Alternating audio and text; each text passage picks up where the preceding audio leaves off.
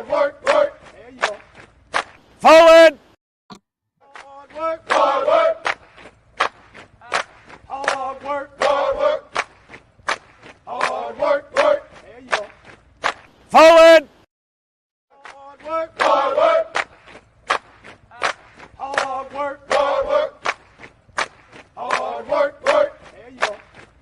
Forward.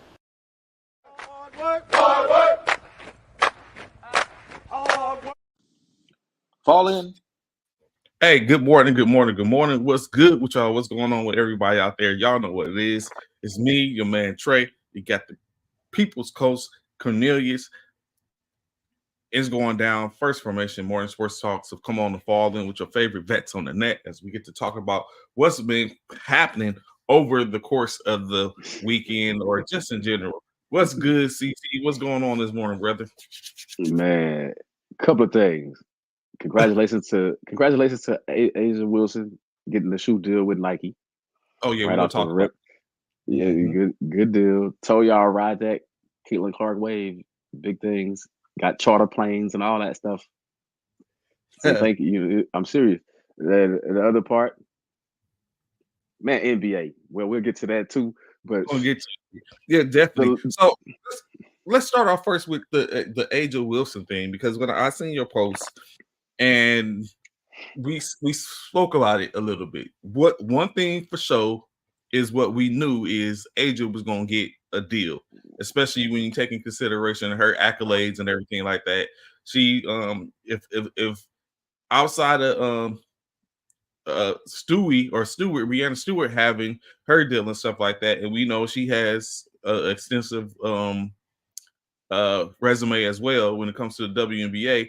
We knew that after her is Asia. So as we stated, how is it that is for one and first and foremost, we got to take in consideration marketing is all about supply and demand and who's going to want your product, who's going after your product, and you're saying yada yada yada. Hence the reason why we know for a fact why Caitlin Clark was given a shoe deal off the rip. Now, interestingly enough, it came from Nike as opposed to one of the other shoe companies that are out there trying to even reestablish themselves or establish themselves in the shoe game. But it came from Nike, which start to bring a question for me, like why not Asia prior to Caitlin's, in which it has came around. Now Asia gets a deal. So I ask you, Coach, especially from the stimulate your mind portion of this topic, should it be bygones in reference to, okay, now Asia has a shoe deal? Hey, let's get to the league, which starts tomorrow. No, because of the look, right? Like Asia been doing her thing a few years in the WNBA or whatever, and we all know that. I think they heard us, to be honest. I think because it's not just us. Because it's not just us, right? Yeah. A lot of people bring that up, so I think they heard us in some ways. Where it's like, hey, it don't even look right. Come on, Nike, get it together. I mean, Wilson should have had a shoe deal before Caitlin Clark even signed a deal with the WNBA. But it's fortunate that that Caitlin Clark is there, and you see they scrambling to make those changes. I mean, it's not just the shoe deals that more people are going to get. I expect, once Reese ball out, I expect her to have a shoe deal. I expect it's going to be certain people that get shoe deals. Juju Watkins, I already see her in commercials, so she already making moves. So it's going to be different moving forward for the women of the WNBA, and a lot of it is because of Caitlin Clark, and that's cool. Don't get me wrong; these players, you win it on your merits, right? I mean, you mostly get stuff like that on your merits, but if that's what it takes to even the odds up, then you just got to roll with it, right? Right? Like, it may not be the fairest thing, but hey, this is America, people. Like for those of us that been here a long time, it's America, people.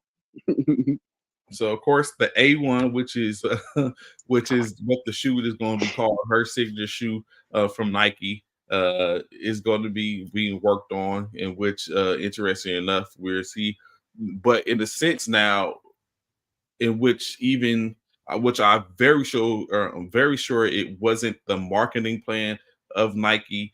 But I guess when you look at it, and I put it in my marketing hat on, sports marketing hat specifically, what you wanted, like what's going to ensue is now you have a black African American Angel Wilson versus a white Caucasian Caitlin Clark in the same market, that now their shoes are going to be basically competing against one another, honestly. So when you look at it, what Nike definitely did not want, and which is for that to be it's better to have shoes to where all the revenue comes into the company, as opposed to be competing and presumptuously or potentially the revenue for the battle, quote unquote, goes to uh Puma. If let's say Asia Wilson had signed with Puma as opposed to Nike, now what you have is Puma's battling with Nike, and it's like now you have a situation to where now they're going at it, and instead of for Nike, and for my look at it, because it's in-house, it's all in-house. It may not be Asia, may be on the Jordan brand of Nike, but she's Nike. It's a win-win no matter what, whether Asia's shoe, we know Asia's shoe is going to sell, we know Caitlin's shoe is going to sell, you already have Stewie's shoe selling. It's all revenue that comes into it. If they have Don King, Nike is the Don King of sports athlete, endorsements and sponsors, partnerships and stuff, right? Like they the Don King of it. Like you got Nike's notorious for this right here. What you just said, the competition in the shoe game, right? Like they the same ones that had Jordan, Penny Hardaway, and Barclays, and did Scotty have his own shoe for a brief moment or something? Like, then they have some Pippins or something. I mean, I'm just saying, like, so many different shoes. Like, you look at Nike. They had Kyrie. They had LeBron. You've seen this before. From the Jordan umbrella, you had the Melo and Westbrook and stuff like that. So it's always going to be that way. Nike is the Don King, man. And so even for when you look at it, right, because her shoe line is not expected to come out till next year. So Nike, and then so look at it, they announced now. Why? Because they had to sit up and close that gap and sit up and kind of like get people off them to realize like, hey, no, this is what we're doing. So what I'm saying, because we ain't know about Caitlin's shoe till this year, and it's popping out this year, but Asia's shoe is not launching until next year. So I mean, of course, at this point, it's content, in which what we're utilizing it for is content for the end stakes. But saying it is what it is for the most part.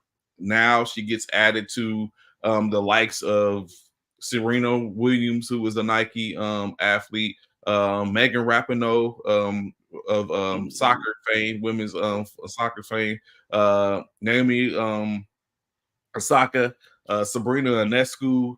So she's in good company when it comes to women's shoe game at this point. Elena Adela Don, who is currently not playing, but she's then, like I said before, Breanna Stewart. So it's a gracious, amount of people in which she's going to be on now. Not to be funny, but how those New Balances turn it out with Kawhi? Never mind. Just saying. So when you look at it, I mean, they swung. Like last night, I was looking at the Shy, and I had to shout out to Shy season 6, episode 9, and just like they talked about Duda, and speaking of my man, he's like he shot and he missed.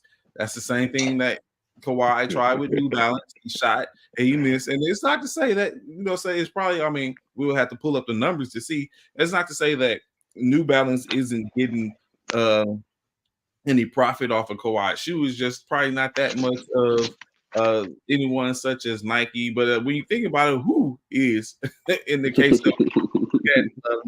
of basketball shoes, like is there anyone that is remotely doing it? Like you have Puma, you got New Balances, you got Adidas, man. You can't sleep on Adidas. Yeah, but is anyone really wearing Adidas nowadays? Like Adidas snatched Kobe from Nike snatched Adidas from Kobe from Adidas.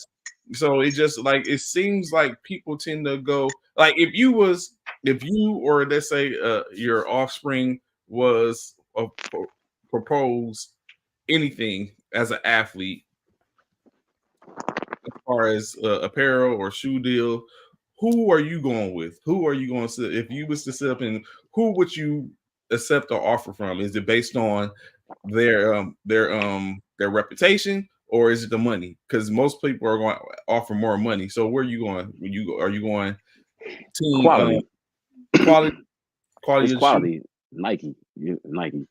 You know, I don't know too many places that if you know, like Nike, the quality is proven by their return policy and stuff. You know, like certain situations, you get a whole new pair after, you know what I'm saying? After certain mishaps and stuff. Like I don't know too many products, shoe products that actually live up to that bill like Nike. Nike is it's the creme de la creme. It's the quality, and it's the most familiar brand right now. It's in all the rap songs. Everybody checking you like Nike. Everybody get checks like Nike. Everybody, I mean, you feel what I mean? Like it's Nike. Like it ain't been Adidas since like Run DMC, and that was 40 years ago. I'm just, I'm playing about that, but you know what I mean? Like, Adidas ain't really, you know, like I think a lot of these shoe companies they understand that, you gotta if you're in that shoe game, you backseat the Nike. Price of tea in China. So of course, like we said, while we're here in this retrospect, the WNBA season kicks off tomorrow, Tuesday, May 14th. Of course, with a forced games slated, Minnesota Lynx and the Seattle Storm with the late game. The earliest game being the Washington and New York. Of course, televised game, which is probably going to get the most views, or they're going to run it, which it seemed like running it back to back, both on ESPN2 with the Indiana Fever and the Connecticut Sun at 6:30, and then of course the Phoenix Mercury face off against the Las Vegas Aces at 9. So of course the back-to-back board quartet of games going in to start off the season tomorrow. So of course I got my prescribed WNBA app, so I'll be able to pull it up if I'm not there. The televised games will be on ESPN3 for the New York joint, and then ESPN2 will be streaming will be showing the Indiana Connecticut game and the Phoenix Las Vegas game, and of course the Minnesota Seattle game on ESPN3. As well as the second games of the most, of course, the Fever and the Aces also will be on ESPN Plus as well as Disney Plus, so you can catch it on any one of those platforms or channels to be able to check it out as they get ready to get their season revved up and ready to go. Right. I got a stimulate your mind question. Yes, sir. Because of something that I heard. What do you think about majority of the supporters and viewers of the WNBA? I heard a statistic. I don't know how real it is, but I heard it was like the black males are dominant. You know what I'm saying? And being watchers, fans of the game. So I think what is starting to happen is you start to see. So we all know, of course, in my opinion, this is just my opinion. I would have to go and take a look and read and get the statistics to make a more, I guess to say a SME type of response. But I think just looking at it, when you look from as a father or something like that, in most instances, you look and you want to see who you want to get your child to kind of emulate, especially those who are fathers who have girls and little girls and daughters and stuff like that, or even have a women that are interested in sports and want to play basketball. So in any case, regardless of who they are to them, it's an emulation, I think, and they have to sit up and go and view that and check that to see, so they know who to sit up and try to get their daughter to look at, or who they want to sit up and try to model their game after. So you have a lot of that where you have a father who is probably interested in getting their child into the sport, and they want to see who is it that I want to sit up and look at. So they take a look at the game, go see the reviews, watch, of course, stuff like in WNBA, their channels where you see the viewerships, and it starts the game. So of course they're paying for most, like, because you have, let's be honest, in most households, it's the male figure who is usually the one that is kind of like ushering or pointing the a child towards an athlete laden's life. And then you have some in which you have a woman that is more who is also inclined and wants to see their child, whether it be male or female, or a man or a boy or girl, participate. And it starts to build, the interest builds, and now you're seeing it. But I would think that would probably be it, to just from a psyche, a standpoint, to where they're the ones that are like pushing the line for it in the interest levels. That was interesting. It was like, yeah, I think it's, for me, I just think it's one of those things where we like sports, and you know, a year or so ago on the Die Hard Fan, I had a conversation similar, like why weren't more women involved in the WNBA? You know what I mean? Um, because even sometimes when you look at the stands, during the games and stuff, when you look out at the stands, you don't see a large group of women in particular. You do see a lot of men at the games, even. Mhm. So um, for me, I'm like, I think another part is we love sports a lot. You know what I'm saying? Like that's a societal thing, right? We love sports, so hey. It's a way to watch, and I do agree with you though that it is also be used as as like a tool, a teaching tool, or a model to follow. Like, hey, you can, like, hey, if you want a ball, you can ball like this. So I like all the factors that go into it. My question was always, like uh, why do you think more women don't support the WNBA?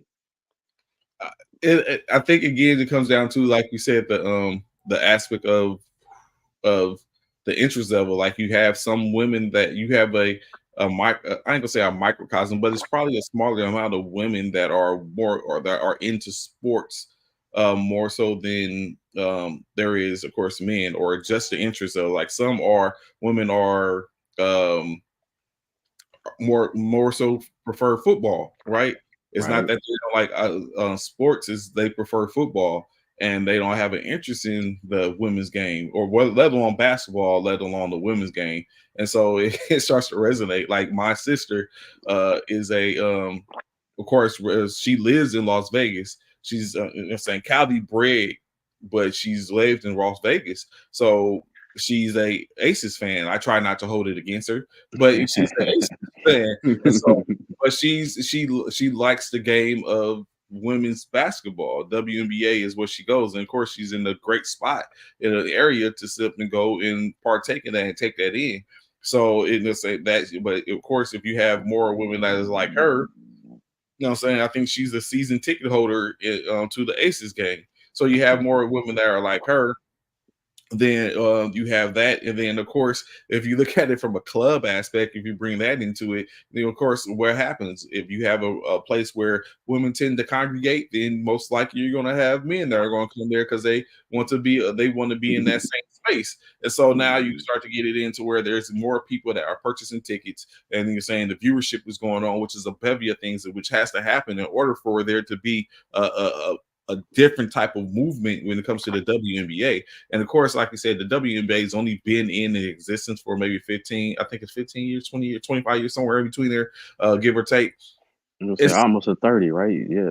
Yeah, they're coming up. Almost So 30. it's like it's fledgling still in the sense of the aspect of that they have to grow. And like we know what happened in the past when it first came, it boomed. When we had the Cynthia Coopers, Lisa Leslie's, Tina Thompson's, Cheryl Swoops, and everybody was doing it all the time. And Sue Bird just saying hung him Oh, up. Sue Bird was. Yeah, Gammons just hung him up. You get what I'm saying? Shamika Holdsclaw. We just seen Candace Parker tap out. Retired. Yeah, retired. So you know what I'm saying? You still have people from that area that I still was like is Della Dawn still playing? Did she retire yet? Like Della Dawn still playing?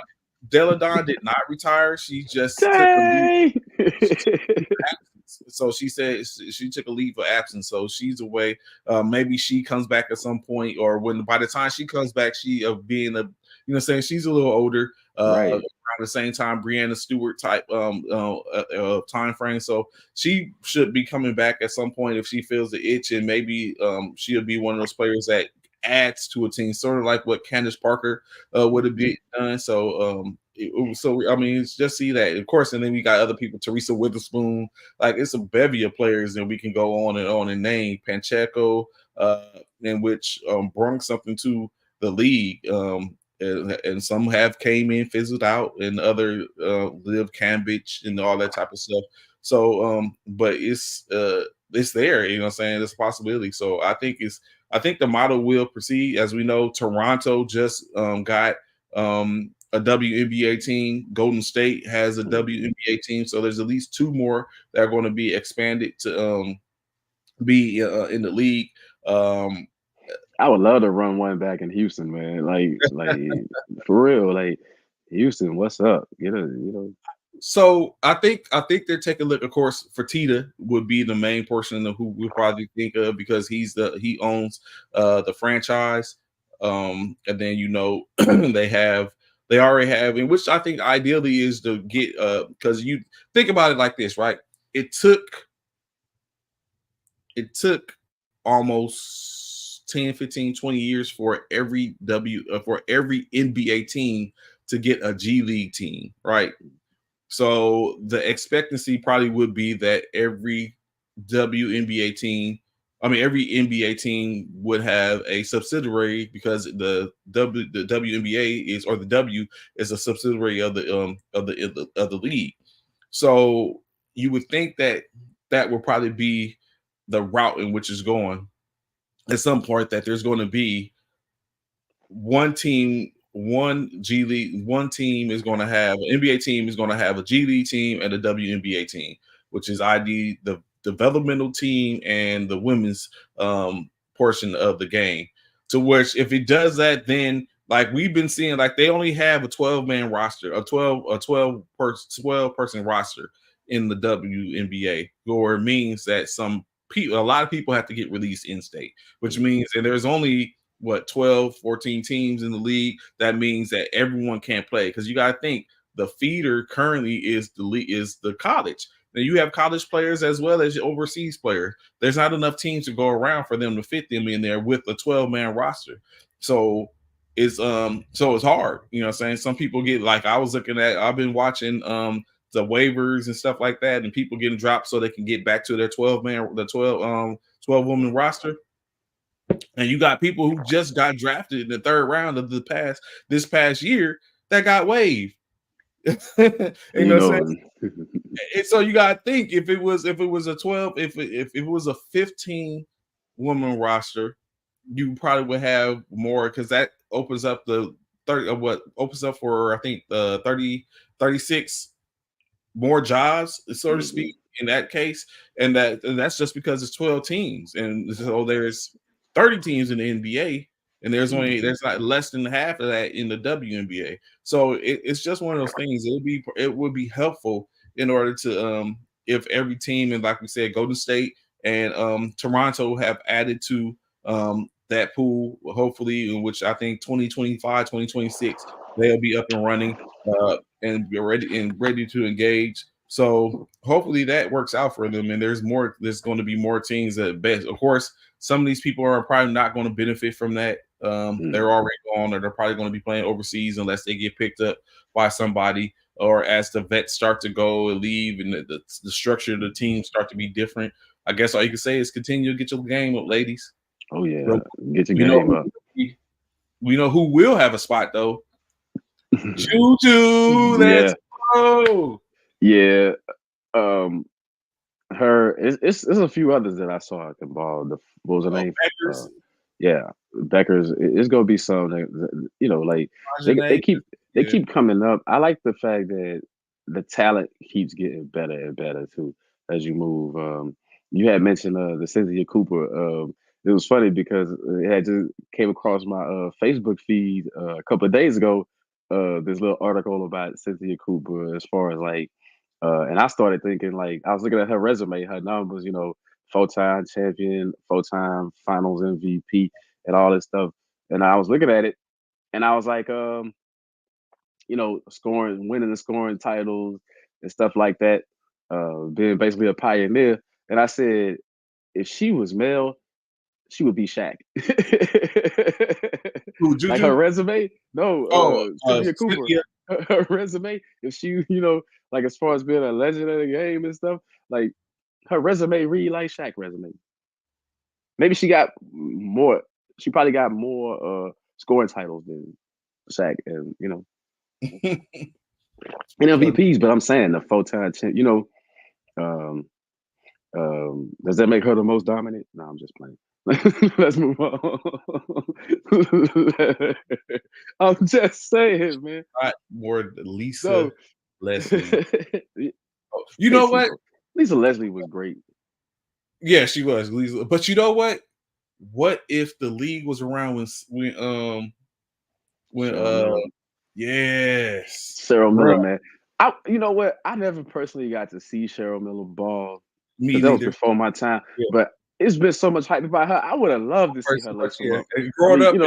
Growing up in California, that's all we heard about was Cheryl. You gotta think the greatness in which we think about Reggie, the talk was always that she outshined Reggie Miller. Of course, so much so where Reggie decided, I'm not finna go to USC. I'm going to UCLA. I gotta get under her shadow. So you know, just think about that, bro. Like, sit up and put that in perspective. Like Cheryl, like I continuously hear that Cheryl was that chick. I would have loved to have seen it. That's just the truth. I would have, because you know, not to be funny or nothing, but I just always wonder, you know, like, was she really that great? Because you never see, you know, because like I said, we didn't see it, right? And Consensus says that she was that great, but I'm saying, was she really that great, or was she great like Kareem great or Wilt great? You know what I mean? Just, I mean, you know, I mean, I'm just saying because you know, like it's a little bit of a difference there, right? So Yeah. I just would have loved to see it. I don't take nothing away from Cheryl because even Reggie said it, right? I always heard that famous story about Reggie scoring 30 or 40 points in a game or something, and then she scored 100 and some points. And he was raving about what he was doing, and he was like, "Oh, they should have been taking it in," and then it's like, So, all right, moving on. Right, of course, before we get into the topics of the NBA, which is the hot topic right now, of course, it's their season. The NFL still has something to say about it. First and foremost, I'd like to start off with this. Just as I expected, however, it's crazy as I was checking up and reading the article last night, and which I have seen it before, but I didn't touch on it. But the simple fact of where as a Hall of Famer, right? Say you're a Hall of Famer, coach, and while you're in the Hall of Fame, your child is, you know, saying isn't a slouch. He or she isn't the best. Isn't one of those hugely sought after players, but they're not, you know, saying they're not a slouch. They played at a pretty good institution for in this case football, college football. How would you feel like if your kid went from being a projected mid to second round draft pick to becoming a 7th round draft pick, even more so at their position of 35 drafted receivers, was 32nd drafted? How would you feel? I mean, that's Jerry. There's got to be Jerry Rice. Here it is right here. You don't matter. I mean, history's shown you it shouldn't matter where you was drafted. If you got it, you got it. You're gonna prove it. I understand Jerry's gripe though, because you hearing all the hype. Man, you hearing all Deion Sanders was what position he played? He was a cornerback / return person / receiver, right? Yes. His kid Shadur plays quarterback. All I'm saying is, and they keep talking about he's a projected top 5 in next year's draft or something. How is that possible? We seen him on the field in Colorado. You know, this ain't Jackson State. I mean, no knock to Jackson State, big up to Jackson State, but I'm just saying, we see against better talent. We see what he did. Mm-hmm. I mean, I'm just saying, if he's a projected top 5, how can what's his name, Brendan Rice. How can Brendan Rice? I mean, I just don't. Sometimes I don't understand how they, like, what are we looking at, people? This guy's a receiver, but I understand Jerry's point as He's far faster as than Jerry. But the knock is supposedly, when you look at pros and cons, is that Brendan Rice is 6'3", 205 pounds, 208 some 203, 208 pounds, 6'3", faster than Jerry Rice, of course. But the knock against him is he doesn't run routes. If you take in consideration his dad's route running and his route running, it is not the same. But it's something. Ain't that what development is about? That part, in which and that's basically where that's basically right now where Jerry is with it. So I remember watching Jerry's workouts. I remember myself, saying, and I think I got immaculate hands, even probably right now at the age of 47.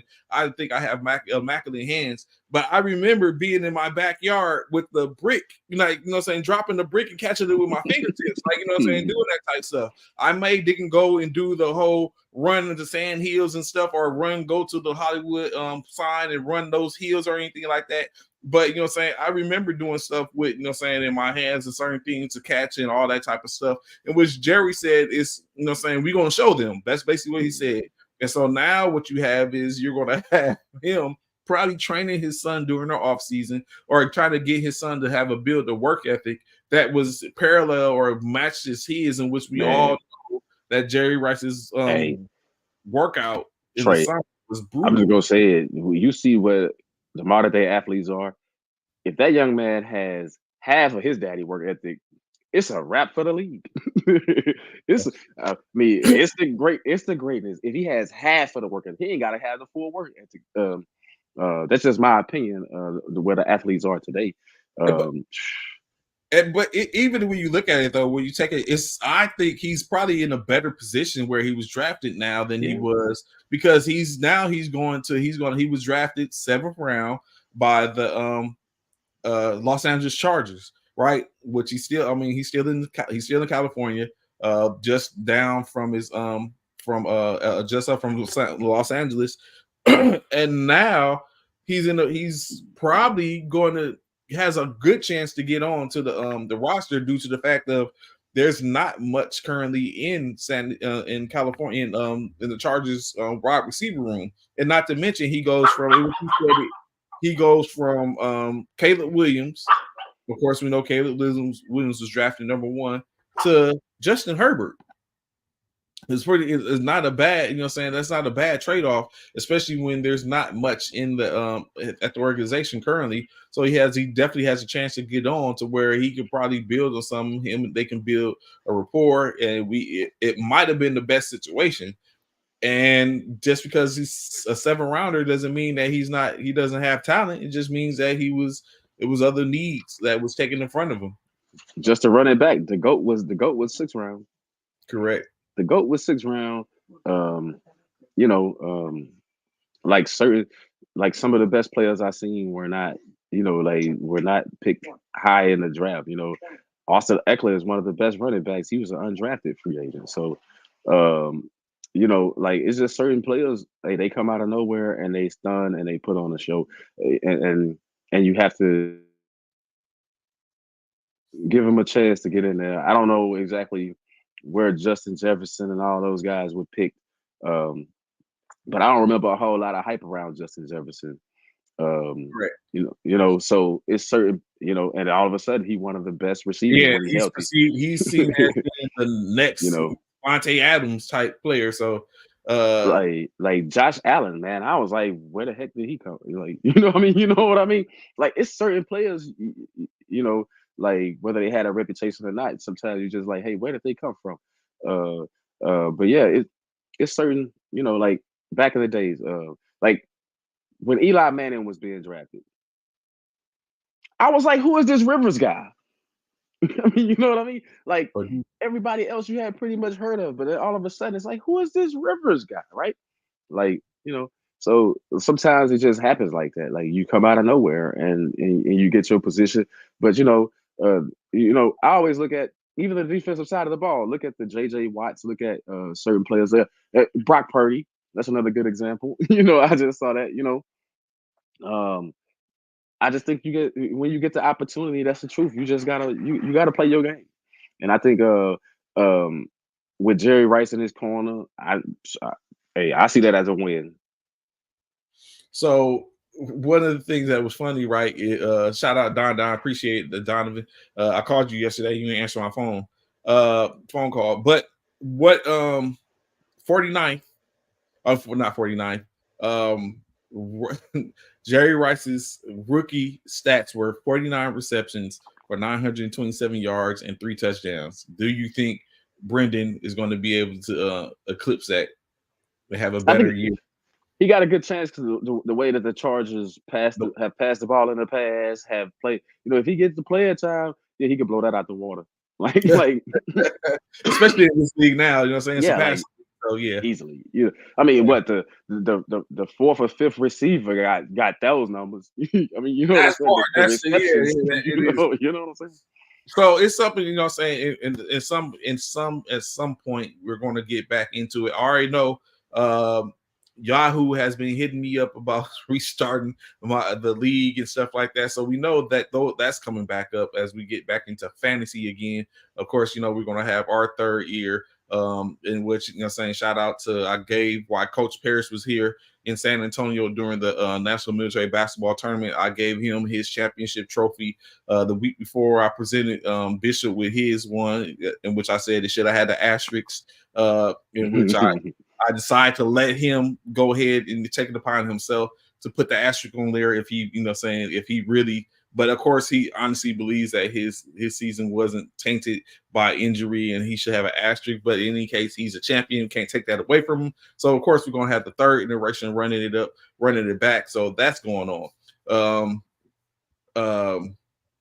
So, of course, that's on Yahoo currently, unless I get more teams. Last year, had to sit up and come up which was some pretty good games. But I asked this question, something that you said, I think there's no clear cut to me. And first off, who's the best receiver in the NFL currently? Yeah. Well, Justin Jefferson was hurt last season, so if we're in the now, the best receivers, man, it's a toss up. It's a toss up right now because, like I said, Justin Jefferson was hurt. He was the best. He was the best receiver, playing good ball. But if I really just had to make a choice, man, I like CeeDee Lamb. I think for his size, for his height or whatever, his size, really good. I'm not sure if he's a true number one, but hey, if that's your position, then okay. I mean, I say CeeDee Lamb. I bring up CeeDee Lamb because Dak had probably his most impressive regular season, MVP season. First time, like in 8-9 years that he had an MVP type season, and I think a huge part of that was CeeDee Lamb. The emergence of CeeDee Lamb. Outside of that, I still like Devontae Adams. I mean, his numbers and stuff didn't really show it because of the team that he played for. I mean, but that don't mean that he ain't got skills to ball out, right? But it's certain ones like, when Chase is healthy, he at the top. He one of the top receivers. But man, Tyreek Hill. Oh, Hill just got the speed, man. He ain't got them hands like that. Like, okay. My thing is, I like Tyreek Hill. He good for the game, but he really just fast. You don't see, and with all his speed, this is the weirdest thing. With all his speed, you don't see too many over the top dimes. because it's the You size. ever I think notice? it's the size. Right? You ever notice that though? You don't ever see. I mean, for a guy that can blow past the defenders, you don't see a lot of. You don't see a All lot of right. nine. So What is that? do you Nine think? nine nine. You So see a do you lot of short catches and then burn them from there, right? do you think? Do you think that he is actually a? Do you think he really blows past people? Like Oh we yeah, know. So we straight seen line. it. Straight. So I'm saying, but off the rip, like I'm talking about like straight line speed where he And separates off of nine. He w- he does a lot of slants that gives him gives him an advantage, of course, with that speed. But have we seen it where he ran a nine route and a go route and just blew past the receiver, blew past the well, corner?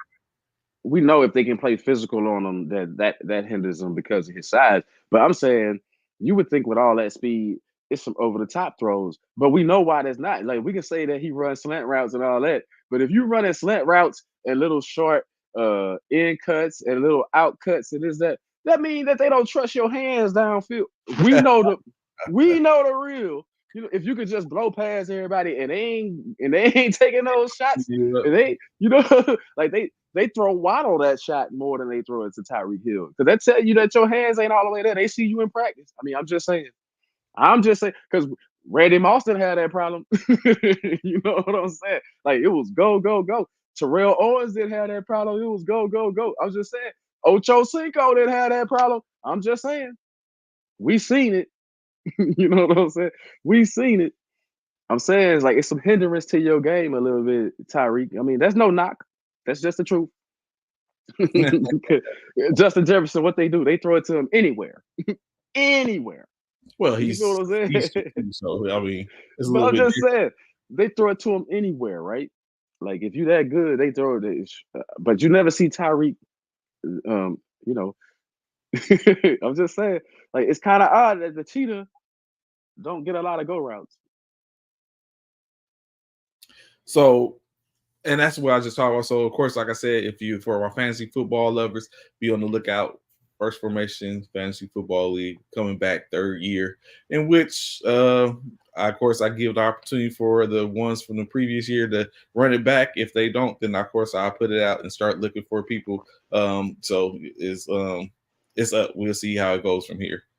Mhm. But going in, right? What we have is this month is going to be the month in which we find out where and when our favorite NFL teams are playing. In which the NFL has, we already know there's a couple of international games that's going to be going down. And then we know, as per um, uh, last, I mean, this, I think is this morning, that the Kansas City Chiefs will be kicking off the inaugural NFL annual primetime season game with a game versus the Baltimore Ravens out the gate. Kansas City and Baltimore, first game of the season on Thursday, September the 5th. Back to Thursday night football, which everyone said those were trash games for the most part. Which I've seen the funniest meme where someone was like, "Man, I would give anything for a Thursday night football game right now." So you know what I'm saying? But last year, that's how I started off. The Thursday night games was pretty good. The annual kickoff game, which was Kansas City. Was it Kansas City? Did they Yep, start? Kansas City and Detroit. Yeah, that was the first game of the season. And but Detroit won that game, didn't they? Or was Yep, it Kansas City? Won that Detroit game. won. Yeah. So here it is to kick off Kansas City and Baltimore out the gate, September 5th. Do you think it could have been a better matchup than this game, or you think that they hit the head on the nail with this? Of course, there's more matchups you could have did, but they build a hype up, right? This is what the NFL is good at. Like, hey, we're gonna run back the AFC title game one, right? Like, because we saw the significance of the first game last year, right? Like, both of those teams ended up in the final four, and the Chiefs went on to win the Super Correct. Bowl. The Chiefs went on to win the Super Bowl. So, when you look at it, yeah, it's gonna be like this is what it's gonna look like in the playoffs, and it gives you a chance to see. It gives America quarterbacks one play the game, but also two of the best teams. You know, like these were the last two teams standing last year in the AFC. So yeah, I think it's gonna be a pretty good matchup because I feel like Kansas City gonna want to get off to a good start, and I feel like Baltimore is gonna bring it with the new look. You get to see the new look Ravens with Derrick Henry. As Jonathan says, as long as they beat Baltimore, that he's good with it. Pittsburgh Steelers fan. So I you know what? I'm fine with this one, of course. I mean, in case I'm fine with it, it doesn't make a difference. I'm very sure if I wasn't fine with it, they're not going to be like, oh, snap, Trey ain't fine with it. We're going to have to find a better game. But, you know what I'm saying? But, I mean, I'm up for it. So it's something that you said, interesting that you just said, right? You said that the best two teams, which we know they were the best two teams last year. Well, they wasn't. They end up being the best two teams once the smoke cleared. They wasn't the best two teams with the records because we know Kansas City was like a third or fourth seed, which means their record wasn't all that was cracked up to be. They was good enough to. They had a top 7 record in the AFC and a top was within the top 14 in the league in general. But they, of course, we know Baltimore finished with the best record in the league. Went through those teams during the course of the season. But do you think that either one of these teams are going to be what they were last year, or do you think either of these teams fall off? I don't see a fall off necessarily. I see the competition getting stiffer, right? I mean, you just said Pittsburgh. You mentioned Pittsburgh. Pittsburgh is going to be tougher. So the AFC North is going to be, the AFC North. You expect if Burrow is healthy, that's even with the loss of Mixon and what I forgot they lost a receiver too. Cincinnati's going to be tough as long as Joe Burrow's healthy. I mean, so the AFC North is going to be a little bit more competitive. Cleveland is on the rise. They can figure out their quarterback situation. Watson a healthy Watson, or whichever direction they go on with that. We saw what Cleveland can do, and those teams beat each other up anyway. But that's gonna be tough. The AFC West is gonna be tougher, in my opinion. Since Harbaugh coming with the Chargers, we gonna see a new look Chargers. We gonna see what they got on it. Sean Payton, this is second year with Denver or whatever. So you expected with the quarterback changes, he got his quarterback now, or he gonna have his quarterback and all that stuff, and he done made some, he done put the Sean Payton stamp. So you expect the big things, and don't sleep on Antonio Pierce and the Raiders. So to get out of their divisions is going to be tougher, right? That's what I look at first off, or it should be the projections right now when we sit back and look at it, and then the league as a whole getting better. I mean, the Texans might be right there for all we know from what we've seen because they coming real quick. You can't sleep on the Colts. They play good ball. It's just, man, it's gonna be interesting to see. But I do think Kansas City still, until you knock Kansas City off, they still gonna be there. Mahomes, man, it's just something. It's something about that young man that's different. Trey, I hear a lot of people say they different, and all that. No, what you are watching is, I don't know, it's tremendous. Like I never seen a guy. I just never seen a guy. We've seen guys not have a lot of talent, athleticism and all that, and play that position and ball, but he got it all. You just never seen that. And then the awareness and the instincts to improv right there on this. You just never seen the combination of, this dude is Elway Marino, Steve Young. I mean, you feel what I'm saying? Randall Cunningham. He got a little bit of everything in him, right? Like all at once. You just never seen it. I mean, man, if I was building a quarterback, I never would have thought it would have been Patrick Mahomes. I mean, I'm just saying, remember when you used to play the video games and you could build your own players and all that stuff? You build your own players and stuff like that. Like, I don't think nobody ever made the prototype of of this guy. He one of a kind. It's funny that you say that, right? Because they just announced this. Well, I keep that. I put the Pinterest of that. We gonna run that back. So true enough, it indicates just like anything, like we always say, it looks good on paper. After the once the season gets started, I say within the first quarter of it, with the first 4 games, we'll see that their teams are starting to probably separate themselves and see. Of course, we start to see the teams, as we know, injuries play a role, or getting back to it, or having to get that. It's one thing to do it in preseason, to get it to start working it in the spring, and then preseason comes up, and then we don't put too much onus on that for the most part. Speaking of that, do you think they need to vanquish preseason? I mean, we know they do it because it's a moneymaker, but do you think it needs to vanquish preseason scheduling and just let them continue to practice maybe intramural through intramural scrimmages and stuff like that, and get rid of the preseason altogether?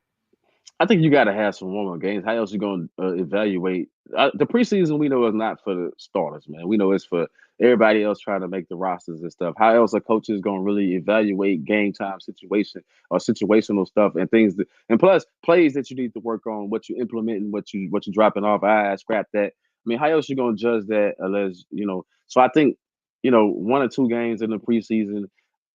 I heard they talking about adding the 18th game to the schedule. I think you need some preseason. You need a little bit of preseason. Like I said, it's for the other players. It's not for your starters and stuff. It's just for the depth chart in general. And like I said, play calling. Duly noted. So other things in the NFL, like we said, that we should be seeing at some point. The schedule's coming out to where, of course, we'll go through maybe each team on a day-to-day basis, or however it ends up, and be like, okay, this league, this is what we think this record is, and see how close we can get to that. But however, a couple of the rookie quarterbacks. I hate the fact that we have to talk about quarterbacks, but I guess it's what makes the league go around. But a couple of rookie quarterbacks that have been drafted had what presumes to be 2 different starting camps. One being Bo Nix, who is a Denver Bronco. The other being JJ McCarthy, who is a New England Patriot. No, Viking. He's a Viking. McCarthy's Viking. Drake May, right? I'm sorry. Drake May is the one I'm talking about, not McCarthy. Well, actually, I seen some of McCarthy's tape too. He wasn't looking too good either. But in any case, out of the 3 in which we just named, only one of them got great praises as they start off, and that being Bo Nix, which of course his own coach being Sean Payton. Probably out of the 3 coaches, he's probably the most polarizing, the one that's a little more direct in his statements. He actually said Bo Nix is pretty good in his practice. Do you think that was cap, or you say for the cameras, or do you think Bo Nix? I didn't get a chance to see any of Bo Nix work. But I don't know if you did. But do you think Sean is just being political, or do you think he's on point in saying like Bo Nix looked pretty good in practice? I'm gonna give Sean Payton the benefit of the doubt and say that he on point, because I told you I thought Bo Nix would be a sleeper. I thought he would be pretty good no matter where he landed. Because of the experience, because he is seasoned. Like he could have been in the league a couple of years ago, probably. Like if for health reasons and different things, then transferring and stuff like that. So yeah, I think he on point with the Bo Nix thing. I was surprised with the Patriots saying that Drake May got so much to work on. This is what sucks to me about the parodies of different things. Who's saying this and why? I mean, you just started. I mean, ain't it funny how head coach. On one end, Chicago has said, "Oh, Caleb Williams, he's number 1, no doubt." Duh, you got rid of everybody else, so we know he's number 1. We know he's gonna be your starting quarterback day 1, right? I mean, you know what I mean? Like we get that, but then on the Drake May side, he got so much to work on. So you just setting yourself up to start Jacoby Brissett over this guy? Stop I told it. You. What are you doing? See, that's why. See, but this is Trey. This is why some teams are successful and other teams are not successful. You were 3 and whatever last year. You were 3 and 14. And you're gonna go out there you're gonna waste a season with Jacoby Brissett instead of putting this guy in and letting him learn the game and learn to play. Forget the system, learn the speed and play from day 1. If this guy's gonna be your guy, you don't draft a quarterback that high to sit him behind Jacoby Brissett. I'm sorry. If I'm Drake May, I'm offended. I'm offended. So what you're telling me is if you was coaching the New England Patriots right now and your GM drafted Drake May. You're going to throw, and Drake May isn't looking too hot in practice, spring practice right now. You're going to toss around the fact of still starting him when you have a seasoned veteran who isn't shabby. He's not the greatest, but he might be. What team has went anywhere with Jacoby Brissett? Name one. I'll wait. He didn't start the whole. He hasn't. He started. He started. He started. But I'm saying he didn't complete the whole season. Yes, he has. He started for the Colts. Yes, he did. He was a starter. And where did they go? They had to go get Phillip Rivers. He didn't play the whole year. They went and got Phillip Rivers. He got injured. That's why they went and got Phillip. They went and got. They wasn't going. They wasn't going nowhere. Everybody know it. What was their record when he went down? I'm saying, like, man, we talking winning and losing. Like, and we talking starting off. If you already at the bottom, you at the bottom. You projected to be at the bottom of your division. You know, you finished last in your division. No more Jacoby Brissett. He's a good backup. Drake May, you are on the field. No way I'm starting Jacoby Brissett over this young talent, man. How else you go? You got to give the young talent room to breathe and room to grow. Like, seriously, like for real.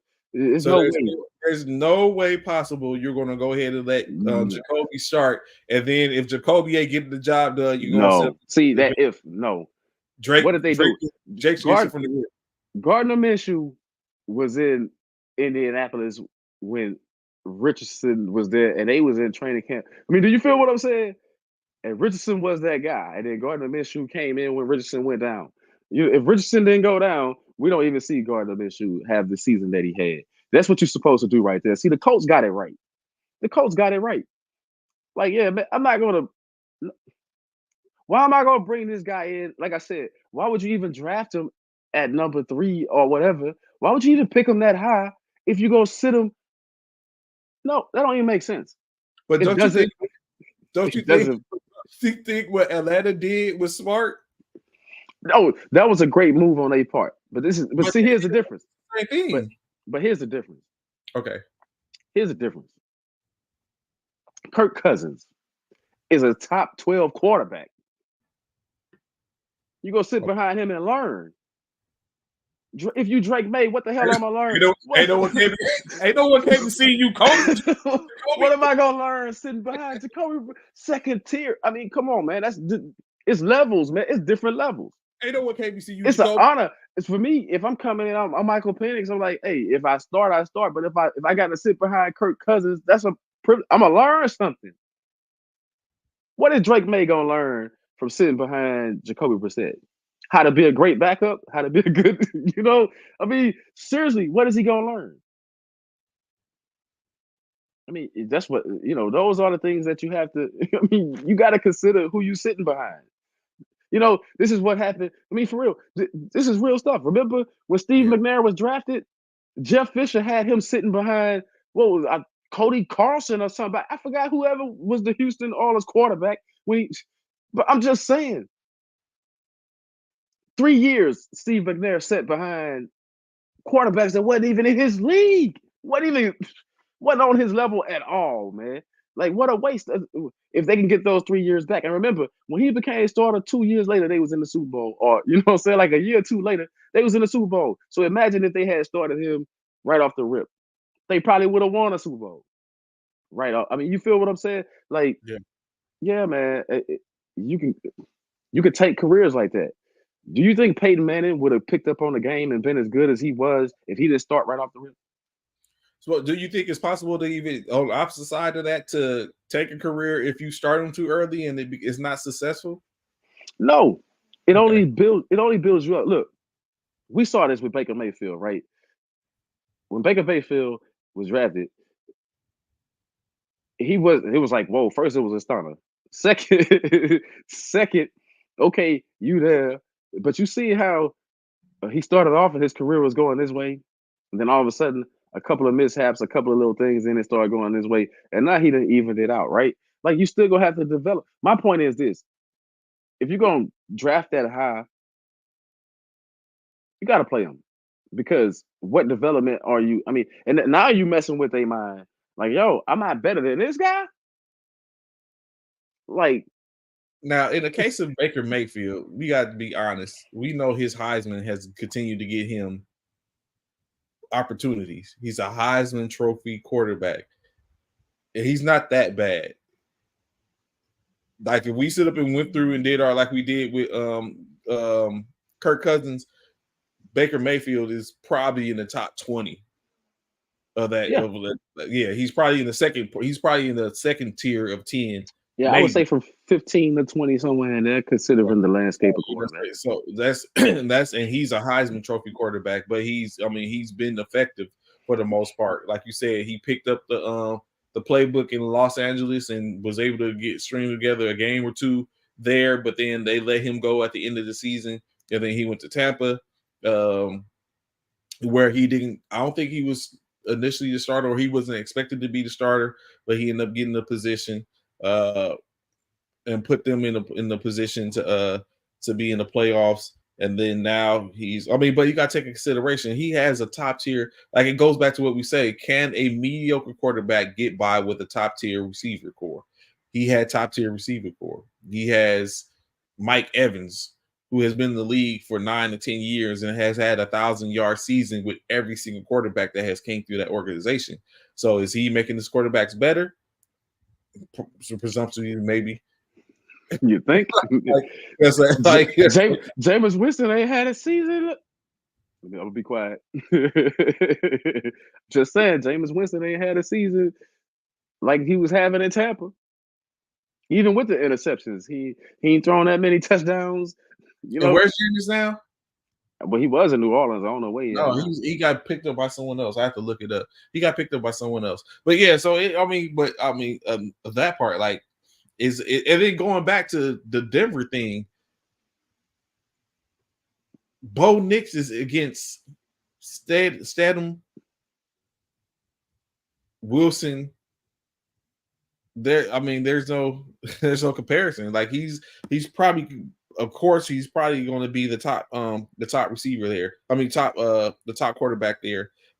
He's against his peers, and he has more time with his peers than anyone else. What Donovan say? What's happening is Achilles Smith, David Carr. You can't always start the rookie, and after 10 years, Jacoby is still learning. That's my point. I can't. That's why I can't wait till we get it basketball. See, that's what I'm saying. After 10 years, say that again. He's still. But that's why I feel like I'm not saying every rookie quarterback should start. Like I said, if you sit behind a Kirk Cousins, I understand that. But I'm not. I would throw a fit if you brought me in and say I'm gonna sit behind Jacoby Brissett. Remember when Tom Brady was a free agent, he was looking for teams. What was his comment? Oh, you gonna keep that mother? Yeah, that's my attitude. That would be my attitude. You know, that would be my attitude right there. You gonna keep that mofo over me? Yeah. If I'm Drake May, that's my attitude with the New England. Like we saw Mac Jones and Bailey Zappi. Wow, horrible. Man, roll out the real, and I don't want to hear about Jacoby familiar with it's different coaching staff. Y'all ain't running Bill system. I don't want to hear that. Like, you know what I'm saying? Like, I'm just saying, like, Drake May should be the starter in New England. You got nothing else. So you got nothing to lose. You already projected to be bad in your division. You ain't even expected to make the playoffs or nothing. So use this opportunity as a learning curve and put him out there. That would have been like Joe Burrow going up there and sit by who was the quarterback before he got there. Who was the quarterback? Exactly. You don't remember. I don't remember.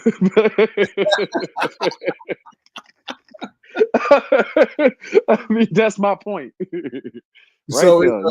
So Jameis Wilson is in Cleveland. That's where Jameis Winston is. He's in Cleveland. Yeah, that's right. He back up Deshaun Watson. Yeah. So yeah. I mean, I'm just saying, man. Like people that it worked out for, like certain situations, like you wait for your time and stuff like that. But sitting and watching, like certain situations, it helped some of them, right? Like, and some of them it hurt. So it just depends on the individual and the team that you're on, right? Like Bryce Young, I feel like Carolina rolled him out there with nothing. I mean, nothing. They gave this guy absolutely nothing. No offensive line.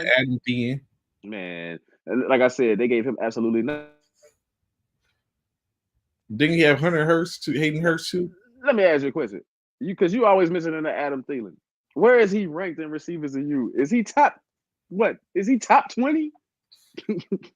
I mean, I'm just saying, where's Adam Thielen? Because that's nothing. So let's keep it 100. Did or did he not help the ascension of Justin Jefferson?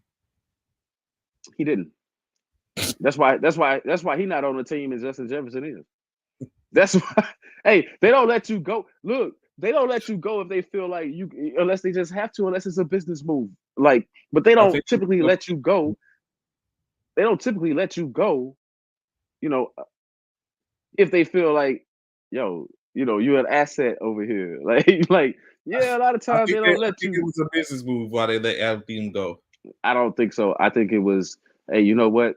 Because Justin Jefferson, you ain't have to pay Justin Jefferson right away. You could have gave Thielen whatever because Justin Jefferson was on a rookie contract. You don't have to pay the guy. I mean, especially, what does that tell you? And then they got these other young people, the Addisons and stuff like that. Like, they had to make room for these other guys, man, that are good. Like, Thielen was not good. No, it's like, dude, you seen better days. You know what I mean? Like for real. It's no knock against Thielen. I'm just saying where he had in his career, they gave Bryce Young absolutely nothing. like nothing. They rolled him out with nothing. That's so bad that we talking about Adam Thielen. We debating Adam Thielen. Like, horrible. That's matter of fact, it came to me now. DJ Shark is the other receiver that's with the Chargers in Los Angeles. But I'll banging back to the Chargers. Additionally, Bud Dupree has signed with the Chargers, boasting their defense. Now, if I remember correctly, we was at this same point last year. We was like, oh snap! Like, they're beating the defense. They had Joey Bosa. They had Khalil Mack.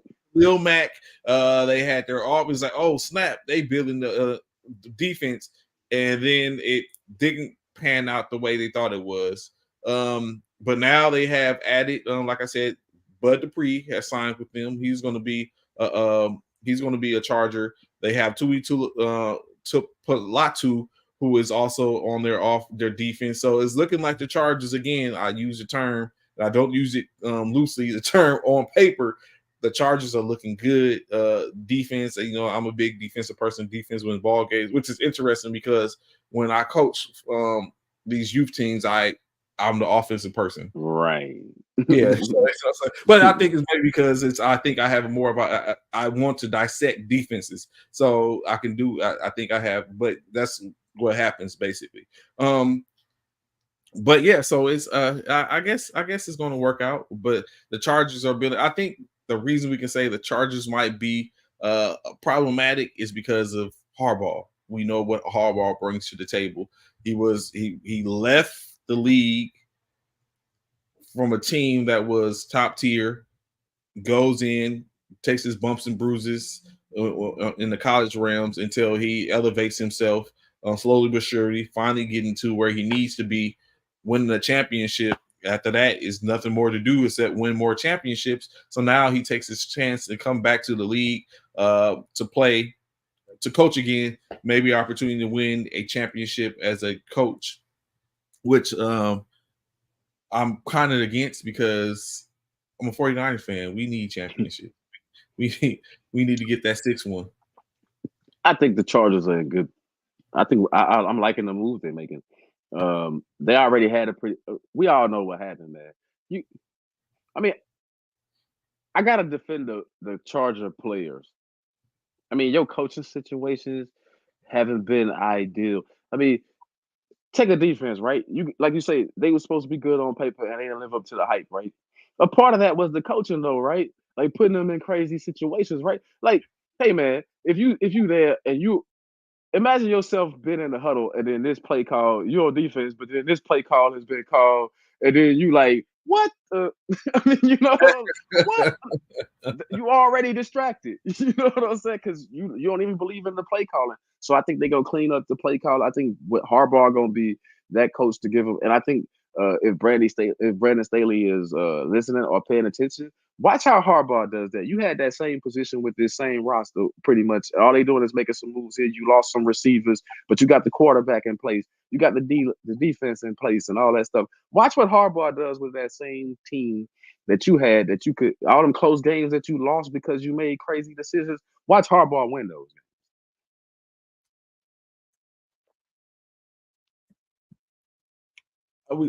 We're gonna see. I believe Just Harbaugh. watch. I do believe in Harbaugh in state. I truly do. Hey, but so real quick, stimulate your mind to this. What if in the next year or two, Harbaugh and the Chargers win a Super Bowl? What if they win the Super Bowl and the 49ers still ain't got one? Like, y'all been knocking at the door for a minute. When is, or y'all been trying to get in the window or whatever you want to call it, but when is that window going to close? I'm just saying, would that be an indictment on Shanahan, or would that just be a good look for Harbaugh? It's an indictment on Shanahan, because it is an indictment on Shanahan based on he's been there. He has been knocking at the door, and he has been, he's been to what, 3 Super Bowls in the last 10 years, and he hasn't walked away with a dub yet. And he has lost to 2 of those Super Bowls to the same team and the same coach, and the other one he was on the cusp. It was in his hands. Mm-hmm. And he dropped. Just saying. And in front of him, he has went into the 4th quarter with the lead. Mm-hmm. So I think it would be indictment on Shanahan, as well as which is, I think it's 2-tier. It'd be indictment on Shanahan, and it would basically kind of like solidifies that Harbaugh or the Harbaugh family puts out pretty good coaching. Yeah, it's a DNA thing, like the Hurleys in basketball, right? Yeah, that part. The bigger staffs. At least one of them. But so last but least, as we go off and get ready to move on to the round ball, I am kind of excited, right? At first, I thought I wasn't going to do it, but I think I am, as EA Sports has announced that they put out this past weekend the cover of their re-edition to NCAA football on for PlayStation, Xbox, and all that type of stuff. At first, I thought about it when you said create your player. When you said create your player, I was like, you know what? I think I'm going to get this game. And see what they could do. So I'm kind of up for it. I haven't. The last game I purchased was 2K, in which me playing it has died down a little bit because, of course, work and stuff like that. But I think I'm going. Yes, I'm gonna have to get your tag, Mari. So we're gonna pull up on the game. So it's like now you're saying put it where NCAA 2K is back. I mean, NCAA football is back, which is going to be interesting. So I'm probably going to take a look at some things and see what if it's really worth doing it, and go ahead and pull up and get it and get it. I know someone like Bishop, he's definitely going to have it, in which which he's probably going to bring the raggedy ass Oklahoma Sooners to the table. And you already know that. Yeah, you know what I'm saying? I'm going to try to drag his ass, and the matter of fact, he might even stream it so he can see it. But you know what I'm saying? But it's I was like, as soon as USC Trojans. I'm a Libra, so that scale. So it's definitely up on that. You know what I'm saying? It's going to be interesting, right? So, and then there's other stuff that's in the NCAA, but I was saying I think that's more pressing right now is what went on this weekend in NBA, National Basketball Association. A bunch of stuff, but go ahead. The NBA just they make me so mad with the. Come on, man! Like, let's go. I'm ready. So it's so many places we could pick apart. Let's start here. Let's just get to the action real quick. When we left, it was 2 teams that was 2-0. I guess how you can flip it. Someone was 2-0, someone was 0-2. We had 2 teams that was looking at presumably walking away this past weekend, going to Cancun. But that's not the case. We have series. We got game series going on. So when we left, I did think that Indiana was going to get a game. Indiana did better than that. They got 2. What is up with these teams not being able to defend their home court in state? Well, no, in this case, they did defend their home. In the Indiana New York case, they defend both teams defend at home to where now is back at technically the advantage is now back for New York, so to speak, because they have 2 games remaining at home. They have 2 games remaining at home. In the case of Minnesota, neither one of these teams defended home court to where now, if you was to go use that as a litmus test, we're going to be back in Minnesota with Minnesota losing. If you look at it like that, what's your take? You're not feeling it, and then not just it was blowouts. Well, the first game was a blowout for Minnesota at home. I'm gonna put it like I don't like what I'm seeing. Like I liked in the beginning, but now definitely you see. I'm not all the way there on the conspiracy theories side or whatever, but I'm getting there, man. I mean, it's got to be about you want to know why the ratings. We were just talking about this before the thing. The NBA ratings are down, and people bash the NBA sometimes. It's because of this junk that they be doing, man. It's like all of a sudden I thought they outlawed the elbows, but all of a sudden, Jokic can throw them bows. He looking like Luda out there. He look like a Luda video. Throw them bows out there. All of a sudden, he can throw them bows and all this other.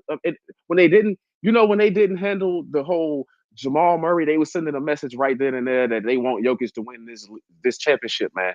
Like when they just $100,000 fine or whatever with the 3 actions that he did.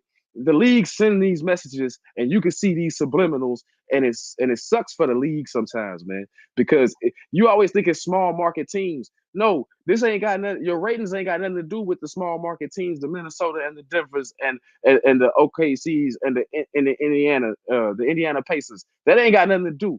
It's the product. The referees have taken control of that series in Minnesota. I'm gonna get to the basketball in a minute, but I don't like what I'm seeing. I mean, Minnesota was going to blow them out. It was going to be a sweep. Then all of a sudden, they start. Wow, the way the league does that, man, I don't like it. I don't like it at all because it takes away from the basketball. It takes away from the greatness of the players. It takes away from whatever. When they do this kind of stuff. Now, I'm not even mad that he's throwing the bows, but I thought the bows was outlawed. Mm-hmm. So it's like it ain't been no warnings from the refs. Hey, stop doing that, or we gonna do this or whatever. I mean, but we saw that game. We saw that game. We saw in one game. I saw where a coach, Mike Malone, should have been thrown out that game. Murray should have been out that game, if not suspended longer. I think that was game 2 or whatever. And then Jokic should have had a tech. The way they was going at the referees and showing up the referees and stuff. None of those things happened. It's telling you, like I told you at the in-season tournament, before the in-season tournament or whatever, the games prior to that, when they cheated for LeBron, you know what I'm saying? Because they cheated. When they straight up cheated for LeBron, I told you they might as well just give LeBron the in-season tournament trophy because that's what they was trying to do. That's what they doing with Jokic right now, man. They want him to be the best big man in the league. They finna you just give him the O'Brien trophy already, and let's just cut the games off, man, because that's ridiculous. I mean, yeah, man, like that's ridiculous. Like it's really ridiculous. Like now, I'm hoping Game 5, whatever officiating crew out there, just go out there, man, call the game fair, let them play. Like. So let me play anti-advocate to it, right? Which is now, like you said, getting to the basketball. We got to take in consideration they can't sit up and hold. Aaron Gordon, 11 for 12, 27 points, 7 rebounds, 6 assists, a steal, 2 blocks. Like he filled up the stat sheet last night. That, in essence, for that last night's game, that was, that was all him because Anthony Edwards dropped a 44 piece. And but they couldn't overcome the fact that Gordon dropped 27, Jokic dropped 35, Murray dropped 19, and then you had 10 off the bench from Holiday and Brown with 11, which completely say I'm very sure wasn't thought of, to where you have Porter finished with 4 points and 3 points from Caldwell KCP. Then you have McDaniels, Gobert, Karl Anthony Towns, and Mike Conley, 15, 11 points between them, 44 piece for, like I said, from Edwards, 11 points from Naz Reid, and then you kind of it's dismal at that point, which of course looks like it makes up for the fact of the 107 to 115. So I think if you look at it, if Gordon doesn't drop the 27, if he does 17 or something like that, maybe they lose in this case, and more of a game. I think for the game portion of it, I think Minnesota came out flat in game 3 and got punched in the mouth. They got caught slipping. But to your point, Jamal Murray shouldn't have been in that game 3, to where who do they get those points from? Does Gordon have that type of game in game 3 without a Jamal Murray? Does Porter show up like that? I think I can see your point. No, Murray should not have been in game 3 at minimum from that aspect of it. But I mean, he played, and here we are now. I'm checking. Now I think about it, maybe was it egregious enough to give him a suspension? Maybe not. The fine probably was what it was. Maybe it was the right call. I'm not going to even dispute that part of it. I'm saying that the optics make it look like it's Joker one way, man. Like they gave Joker MVP, third time or whatever. Now he, it seems like they just trying to give Denver every opportunity to, So as Minnesota has to do a better job of eliminating the refs, eliminating the officiating from the game. And what I mean by that is they missed 9 free throws. Like, you make all 9 of those free throws, you win by 1 point. You make, you know what I'm saying? You make 7 of them, the game is a lot closer coming down the stretch. I mean, you make 6 or 7 of those free throws, the game's closer. You make 8 of them, you tie the game up. I mean, you got to make your free throws. See, that's what I'm saying. Minnesota, it's certain things Minnesota got to do. You got to make your free throws. When you're not shooting all that hot, the free throw line becomes more important. So you can't miss 9 free throws, even though they're not a good free throw shooting team. You can't miss 9 in a playoff game and expect to win. 1, 2, Gobert, you just had a baby, and now you defensive player of the year. You come back, where your defense at? All of a sudden, you don't have defense. You had defense in game 1. Where's the defense? It's so I'm not gonna put it all on officiate. All I'm saying is, man, we all saw Denver had their heart took from them. Everybody saw it in the first 2 games. They were baffled. They didn't know what they were, and now all of a sudden it's a tied series 2-2. I don't like the optics, man. It's like, hey, call it fair, because if Gobert waved them elbows, watch how fast he get a flagrant foul or a tech or whatever to to be out of there. So you can't let the Joker throw them bows and stuff, man. You know what I'm saying? Like, you can't let them do that. Keep that stuff fair. I'm not putting hey, a blowout's a blowout. You're gonna have some bad shooting games or whatever, but this last game, game 4, it's like you defending your home court. You got to make your free throws, and and you got to bring that energy again. Where's that energy, Minnesota? Bring that energy again. I think they tried it. They just missed in state. If it was, I don't know. I just think what I think one thing in which we missed on was the fact of Denver is a defending NBA champions, and the expectation of them going away just that easily is missed. And then we have to take in consideration Minnesota is a young organization, and they're not experienced. Denver took it on the chin, and now Anthony Edwards is like the only young one. Anthony Edwards and Naz Reid, like, Rudy Gobert been in the league a long time. Cat Karl-Anthony Towns been in the league a long time. Mike Conley been in the league a long time. Where do they keep getting this young team from? Like they are not that young.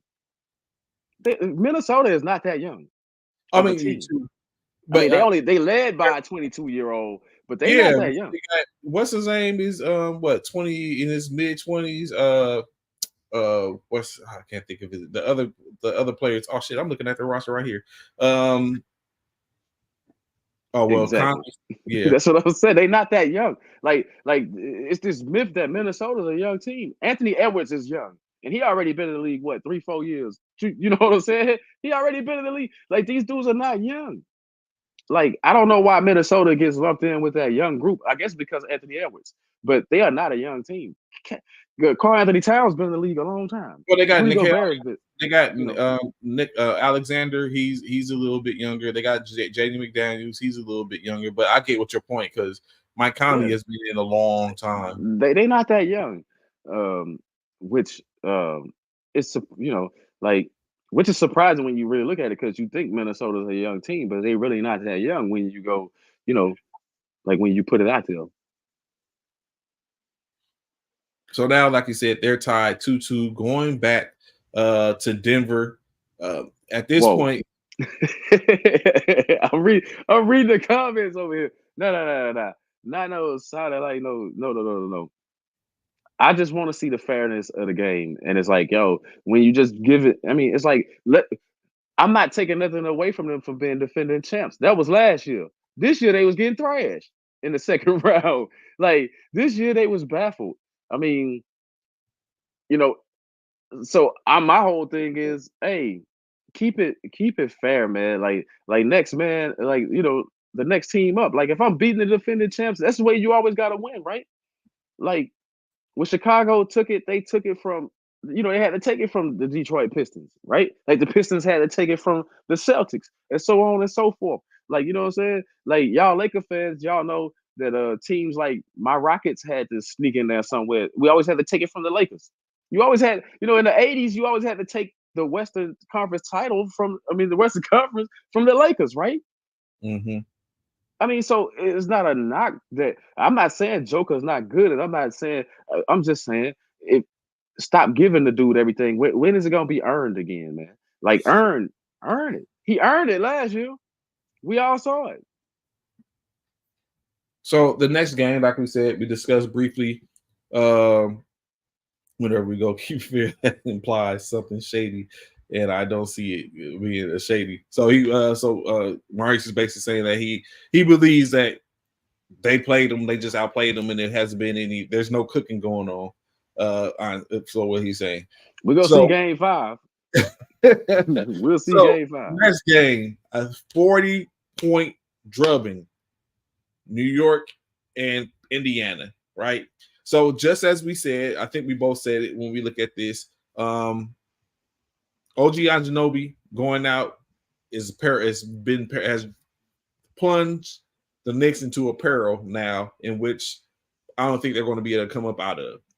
His points and defensive prowess are missed greatly, and he's probably not going to be back in this series. Do you think that the Pacers are going to be able to come up out of this smelling like roses in state? No.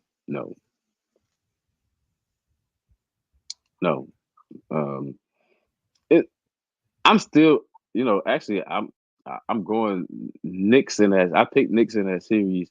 I thought Brunson could Iron Man it, right? Uh-huh. I still think he can Iron Man this series. But I do think it's gonna probably go 7 games. The Knicks got to rest. I think Brunson got to rest. It's a series. Got to rest. Like if you wasn't gonna dispose of them in 4 quick wins or whatever, they let one slip. I felt like they let a game slip in game 3. I felt like the Knicks could have won that game. They didn't stand a chance in this last one. Like, so the rest and stuff, you got to get rest. But I think some way somehow Brunson gonna figure out how to win that series, because you just gotta, if you're the Knicks, you just gotta make buckets, because you the more buckets you make, you know Indiana's not going to defend on. They're not going to defend. They don't defend the rim. They don't defend the perimeter. Hey, so you got to make buckets. It's rough. The Pacers had 3 players in double figures last night, as well as 3 of their starters in double figures. So that's 6 players in double figures. It was just it wasn't like anyone just stood out, honestly. It was just they came to play, and New York didn't. So at this point now we're back tied for 2-0, going back to New York. And so you say, I see Mari said he still has, he thinks the Knicks and Pacers go 7, edge to the Pacers. Without OG, I think Pacers might be able to close this out. I think they're picking up momentum. They should be able to, but yeah, I think they're picking up momentum now, and it's probably going to be dismal for New York, like you said. Now Bronson has to work harder. 18 points last night. Hart 2 points, 1 of 6 shooting. He was kept off the boards. We talked about ideally would probably be ideal 3 rebounds last night. At this point it's looking dismal. It's looking like Indiana is going to be able to wreck something, and it's going to be nothing but it's going to be smooth sailing for Indiana going to the next game. I don't know. I think I think the rest, man. I figured the Knicks would have to take a game off. You can't. I mean, these dudes play a lot of minutes, and that's going to catch up with them. But I think I just think that the Knicks, game 5, you got to capitalize at home. You got to bring it in front of your home crowd, and I think Thibodeau understands that. So I think that game that you got, that's why the reports I was reading, the Knicks didn't make no excuses, because they understand, hey, we got to rest. You know what I mean? Like, we got to rest.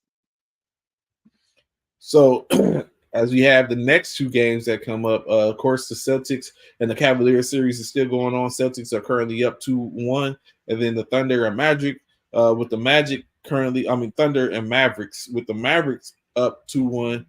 And in both of these games, do you see any change in the trajectory?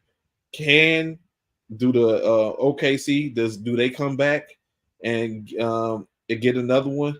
Or is Cleveland able to get another one? Like, where do you think is at right now? Where do you think is going?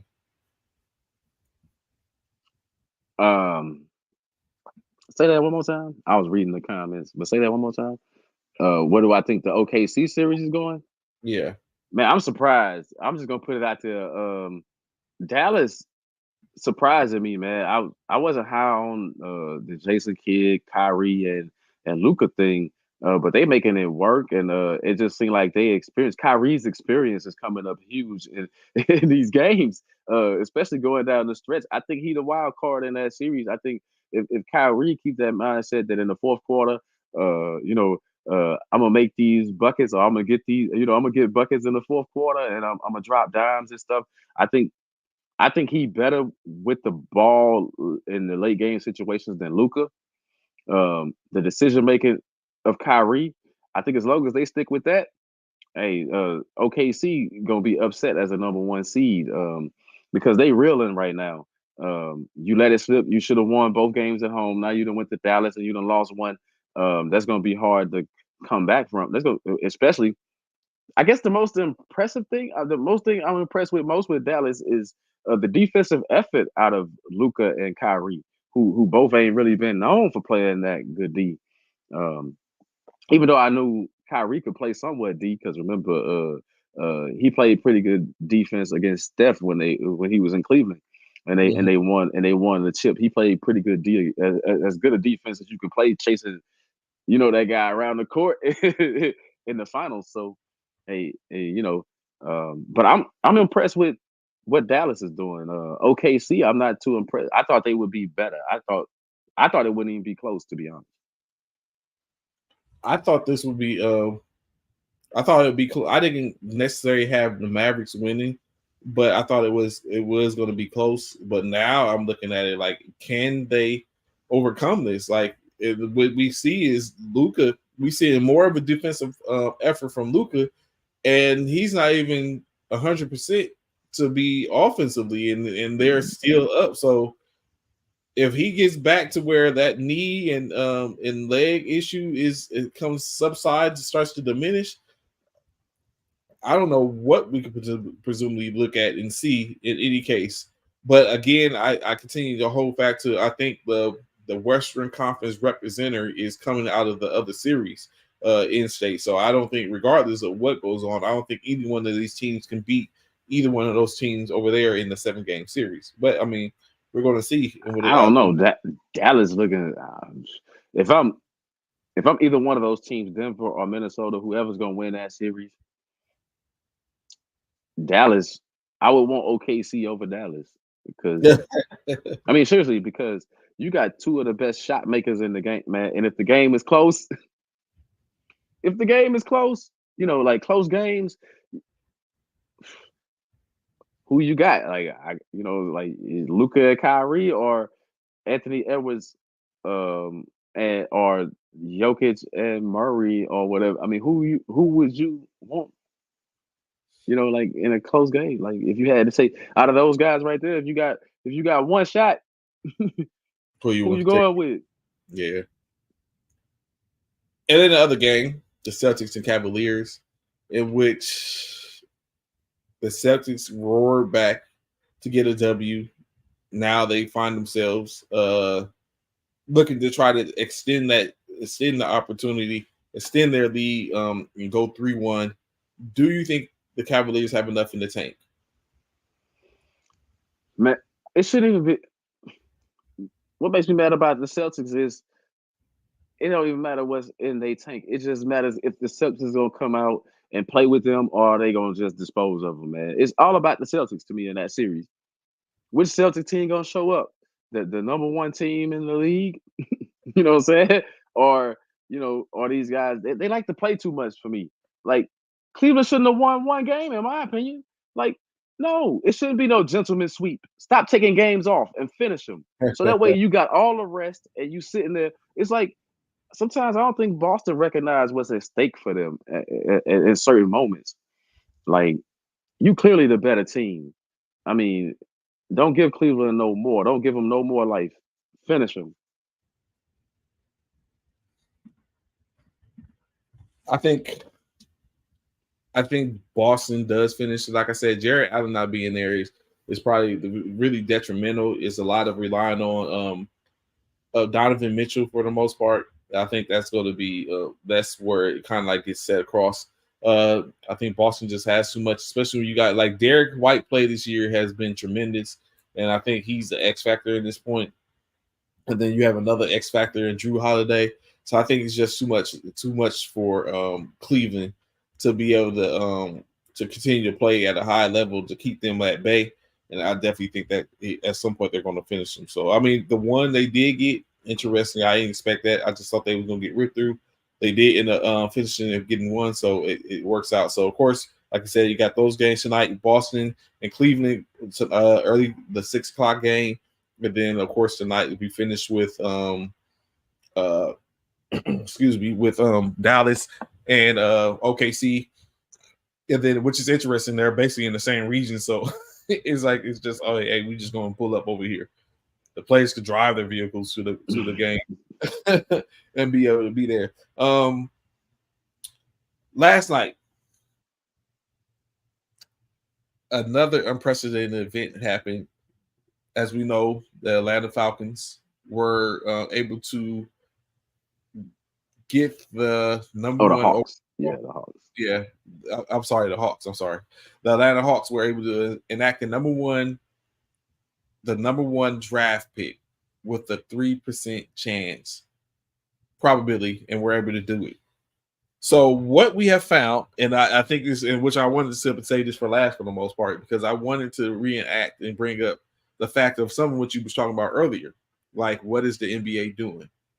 Do you think this is another one of those quote unquote fixed situations? Because, no. Or is you think it's just working how it's supposed to? Because in the last 6 years, a team that finished with the worst record has not picked up the number 1 seed since they went to the odds portion of it.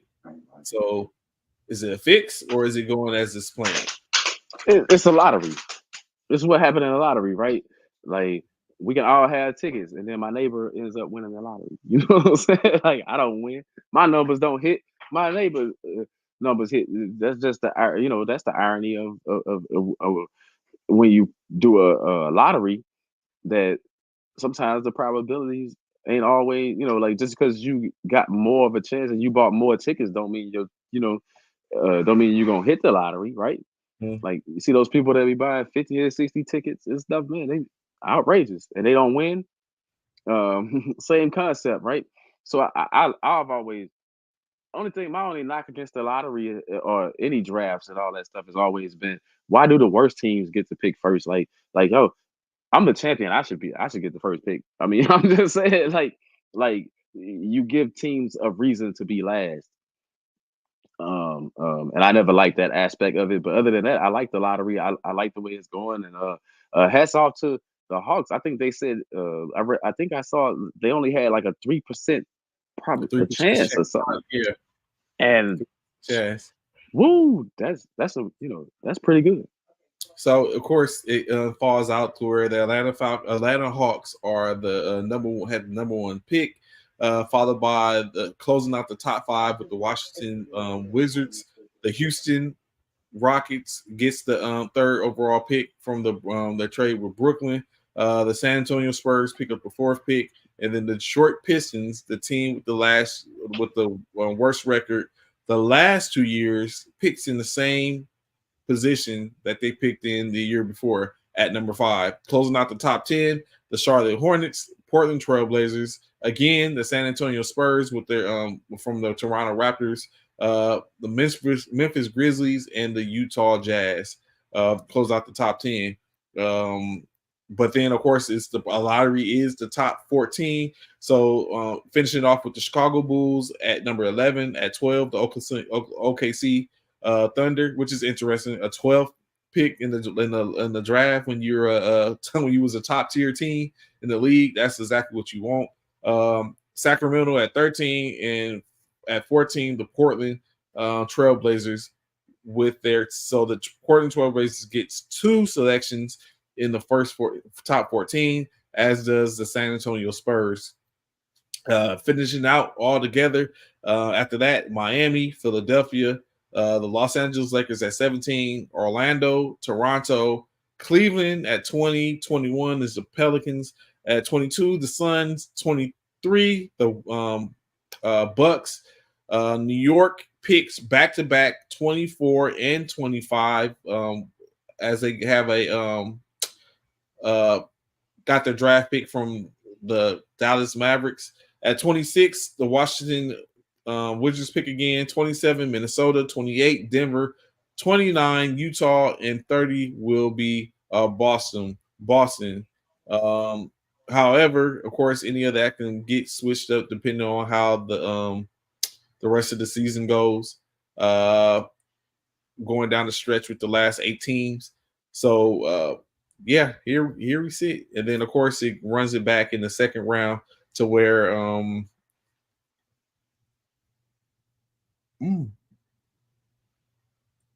the Toronto Raptors pick at the top of the second round, and then from there. So I don't think this is a huge draft year in general right now. Like, I mean, you have a few prospects. I think the biggest prospects are coming from overseas. Man, the biggest prospect, somebody already mentioned it up there, but the biggest prospect is Bronny James, because that's going to depend on where LeBron goes. I mean, seriously, like this guy got invited out of 78, him and 77 other players. I think it was him and, he made one of 78 to be invited to the NBA Combine. And we saw what he did at USC, man. Like, Bronny, I think Bronny is the biggest draft, because that's going to decide on where LeBron goes or what LeBron does, and LeBron could be a wild card on several teams that could help several teams get over the hump. Let's just face it, even at his age, he get in the right situation, he getting championship number 5. So if he chooses to leave LA. So I don't think LeBron's leaving LA, first and foremost. But he Secondly, ain't gonna win a championship in LA. I don't think that I don't think Bronny James is going to get drafted, right? So if Bronny James is not going to get drafted, he's going to be available as an unrestricted free agent, which means he's going to be able to be picked up. He has free reign and free choice to go to wherever he wants, in which he'll go to LA and probably sit and play in the summer league in LA, and then maybe get an offer from the LA as a two-way player if his skill is there, and then he'll be dropped and brung back and forth on their G League team, the South Bay Lakers. So I think that's what the set is going to be. Like LeBron, I don't think Bronny's going to, like you said, he didn't show.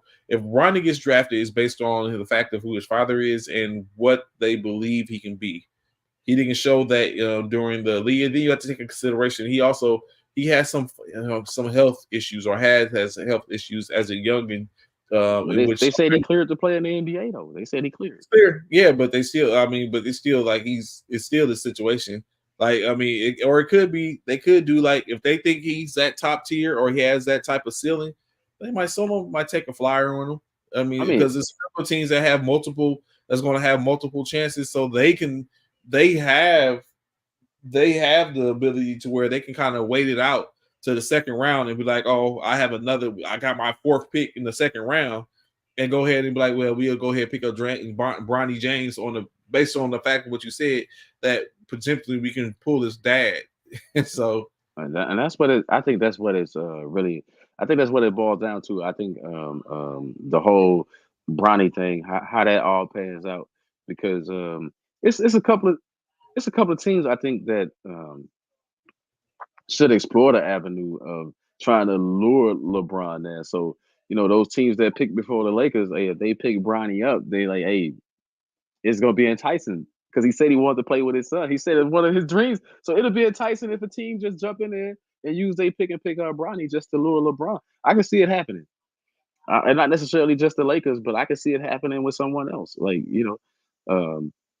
hey, he the one threw it out there that was his dream to play on the same team as his son. So so I wouldn't be surprised if a team. I'm not gonna say like a Detroit or something, but I'm just saying I wouldn't be surprised if a team that think that they got a good chance of winning it all jump in there and say, hey, you know what, bring Bronny over here, just so they can get LeBron to make a championship run.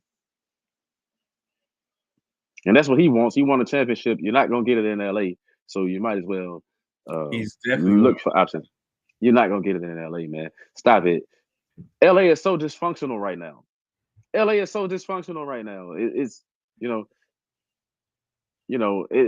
It's ridiculous that an organization that's always been top tier is that dysfunctional right now. Like whatever that says right there. Like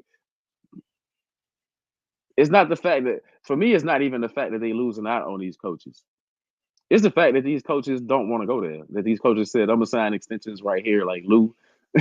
Kid, like they offered him an extension, and then Budenholzer said, "I'm going to Phoenix."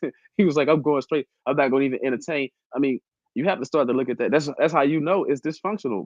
Remember when coaches, everybody used to want to coach the Lakers. Everybody would kill. That was one of the dream jobs, right? Like LA was nobody want to go there no more. Nobody. The coaches don't want to be there. You ain't getting. When the last time you got a top tier player besides LeBron and AD, you ain't found no complimentary pieces that want to come there and play. All these players that be free agents, they say no. They don't want to go play with you. They don't want to play for that organization. It's a great amount of players now. I think as LeBron gets in the last leg of his career, I think we're going to be able to pick up some talent now. Name one. Name what talent out there you think y'all Donovan Mitchell? No. I see him in a New York Knicks uniform before I ever see him going to LA. What happened? You there? Yeah, I'm here. I'm still here. It's just okay. So So I mean, Donovan Mitchell, I think is it's a possibility. It's a couple Nope. of other ones that's out there. You got some talent that might be willing to take a pay cut to get their last year in, i.e. DeMar DeRozan. Of course, you got trade probability with Trey Murray. Trey with Trey. So I think Okay, Pelinka could do his magic. so so let me ask you a question. Mm-hmm. You just mentioned DeMar DeRozan. You really think that's gonna help them win a championship? Like, Hence the reason I say it depends on where. Like, I'm not thinking the DeMar DeRozan to come in and be a starter. I'm thinking DeMar DeRozan to come in and be a player off the bench. I don't know. It's still not gonna help you win. He got the same problem that Westbrook got. He can't shoot. He can only shoot the mid range. He can't shoot threes. All we need is a He midi. can't shoot. Yeah, right. Like, you had that already, and that wasn't good enough. You know, like you had two. You got two guys that can shoot from the mid range. AD is good from the mid range. You know what I'm saying? LeBron is good in the mid range game. Got a nice little mid range package. This, that, whatever. DeRozan. I mean, I thought your problem was you needed more shooting. Valanciunas, yes, we do need your shooting, which brings in more shooting. We do, which brings in Klay Thompson, Buddy Hield, probably potentially. Valanciunas as a to get in so you can move Klay, or so you can move AD to the 4. And JJ Redick gonna be y'all coach. I don't know. You know it ain't gonna be Mark Jackson. JJ Redick gonna be y'all coach. JJ or who else is out there? Running back with Fogel and bring in more of a defensive prowess type team. I don't know. I'm see, my problem with the people that you name in Valanciunas and DeRozan, those names that you naming, they gonna have the same problem. Do you see how fast these teams are over here? Do you see how fast the game is? That's slow. You gonna be playing dinosaur ball. Like, only one team is playing at that pace, and that's the Knicks, and they basically have to preserve energy and stuff to play. But the rest of these teams are playing fast, up tempo ball. I just don't see those pieces. I think the same disaster. I think that'll be the same disaster when they had Melo, Westbrook, and all those dudes. You know, the dinosaur team. I think you got to go younger. If you're the Lakers, you got to get some young talent in the building. And the rest of the Laker fans, because I've been watching this stuff, man. Everybody bash D'Lo this, D'Lo that. Yeah. Why is there so much high expectations for D'Lo when he's already? This is a guy that's notoriously underperformed since he's been in the league. But y'all, all of a sudden, just because he come back to the Lakers and put that on, he playing next to LeBron or AD. All of a sudden, he's supposed to, you know what I'm saying? He's supposed to overachieve now after he's been underachieving. It's like, hey, his MO has been he's been underperforming. That's why he's bounced around from team to team trying to find a home. Now all of a sudden he's just supposed to outperform what he's been performing. It's like, stop it. You know, like it's that's Pelinka. Like, see, Pelinka got to do better. You right about that. He got to do better, but at the same time, last thing I want to say about the Lakers is give it up right now, man. I mean, it's tragic. It's tragic to see what they're doing to that franchise. It is. It's tragic to watch it, to watch something crumble. When you watch it, the Celtics, they ain't winning championships right now, but they staying consistent and they staying in the hunt. And we talking about, I don't know, LA is like they like a punchline right now. Like the Clippers are getting up there with fanfare, and the Clippers ain't winning nothing. I don't even understand it. So of course, like you said, there are 78 players that have been invited. As I look at the list, there's a couple of names that's on there. Of course, like I said, there's a couple of G League Ignite players that basically are trying their hand. They got invites. Some overseas player, of course. The most notable is Asar, as well as what's the other one's name that played on the France team that is expected to be a top draft pick. What's his name? I just see it. Not AJ Johnson, Clipman. Rasher, Zakari, Rasher from out of France. He's expected to be a top draft pick, and then of course we have Alexandra Sarr from Australia. That's just expected to be that type of kind of a Giannis Antetokounmpo type player, same type, or some not the same height, but skill set of a Victor Wembanyama. So we'll see. And of course, you have, like I said, LeBron James, Isaiah Collier, as they was a backcourt together. Carlton Carrington, Michael Ajayi from Pepperdine. So it's a few names in there. Father Dante from Oregon, Zach Edey from Purdue, Kyle Filipowski from Duke, Kaishan George and from Miami. So I mean, it's not. We had to see because none of those names really, Edey probably the biggest known name I was that about you to say said, that and Edey though, like he's a two-time Wooden. no disrespect. I just think he's slow. Like right now when you need Wembanyama, you pretty much getting a throwback. When you get Edey. I mean, I'm not saying it's not going to work for some team here and there, but I just don't see it being a big enough move to, like Wemby. They already talking about a franchise or something, but I don't think you can. I think you can add Edey to a team, but I don't think you can build around them like the Wembys. Like like you expect your top draft picks. You bring them in, you say, hey, we could build around these people, or or either you're a good complementary piece. I think he'll be a good complementary piece somewhere, but basically Edey is going to be like Garza, something like that. Something like that. I think which is the two big men that came from the same program, and yet this is what you get.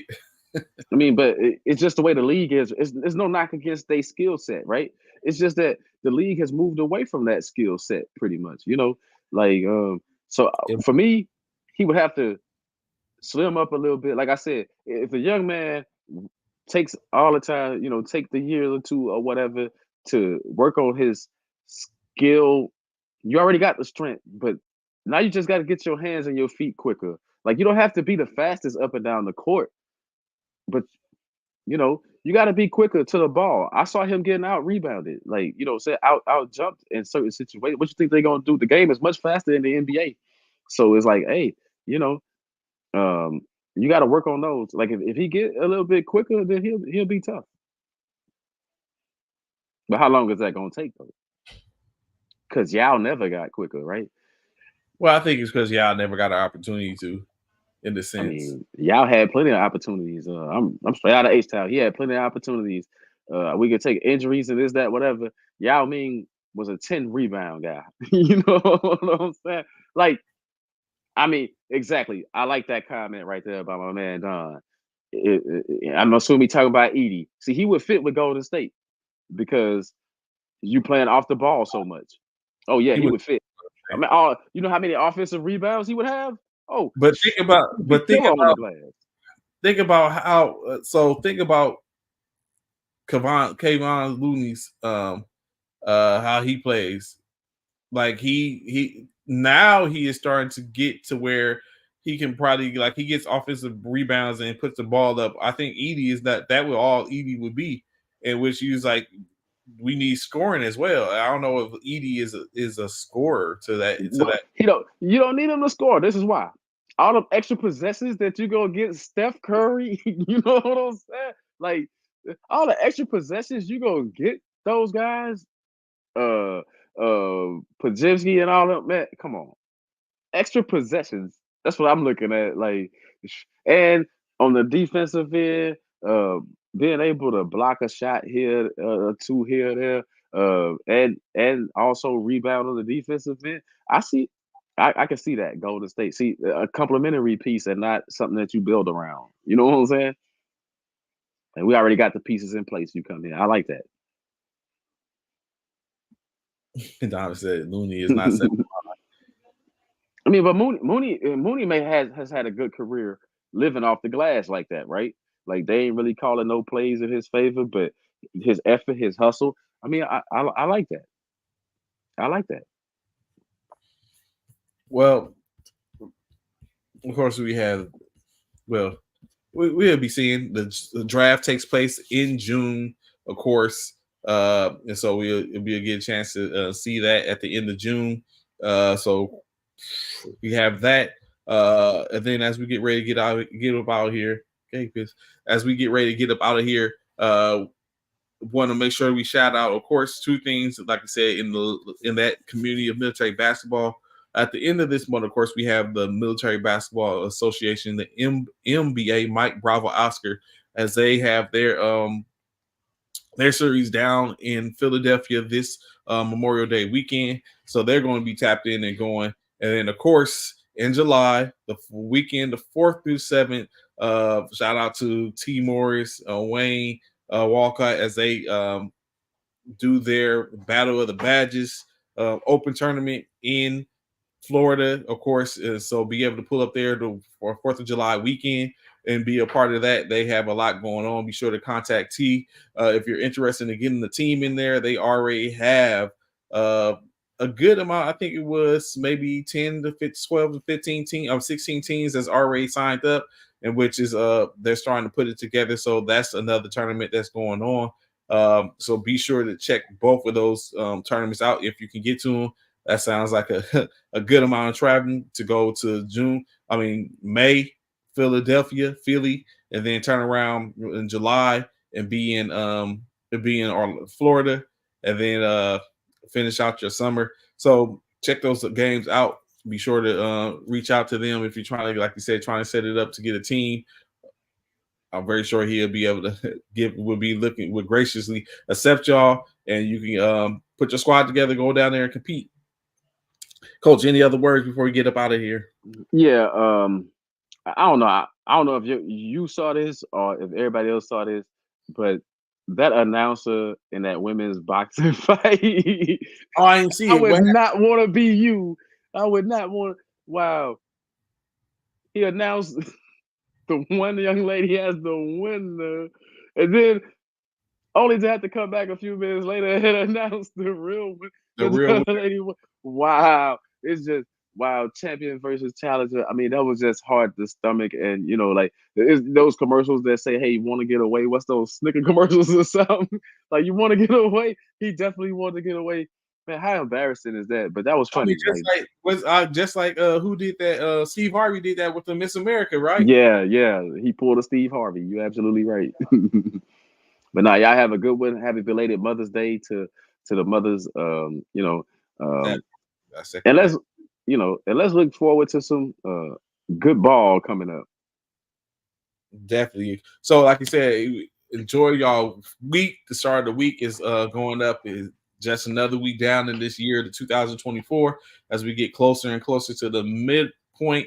And then it's a down here from there. Like I said, we both will enjoy y'all checking us out this weekend, checking us out this week. Look forward to seeing us again on Friday. We should be back Sunday on the NESSP network, as we took a break for the Mother's Day to allow everyone to be able to enjoy that. But we should be coming back with more and a couple. See if we can get some people on. Like I said, y'all enjoy y'all week.